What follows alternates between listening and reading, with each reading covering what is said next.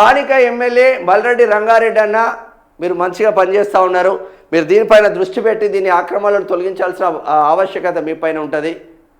రంగారెడ్డి జిల్లాలో కోట్లు విలువ చేసే భూములను కబ్జా పెట్టిన దుర్మార్గులు.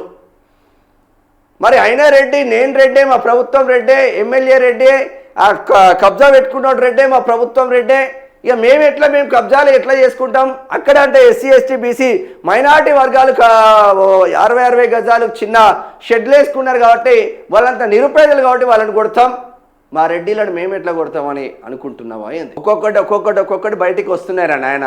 మీ అరాచకాలన్నీ ఒక్కొక్కటి బయటికి వచ్చి కొట్టే అంత శక్తి పేదల దగ్గర లేకపోవచ్చు, కానీ ఆ భగవంతుడి దగ్గర ఆ శక్తి ఉంటుంది. ఆ కాలానికి సమాధానం చెప్పే గుణం ఉంటుంది. మనం ఎంత విర్రవేగిన నేను తోపురాబాయ్, నా అంతా తోపే లేదు, మా అన్న తోపు, నేను తోపు, ఒక్కొక్కరిని చంపిపడేస్తామని మనం ఎంత విర్రవేగినా మన దగ్గర మేమే అధికారంలో ఉన్నాం, ఎవడేం బీక్తాడని విర్రవేగినా అటువంటి వాళ్ళందరూ ఆ శ్మశాన వాటిక దగ్గర క్యూలు కట్టిలు. జర చూసుకోండి. ఇటువంటి దుర్మార్గుల పైన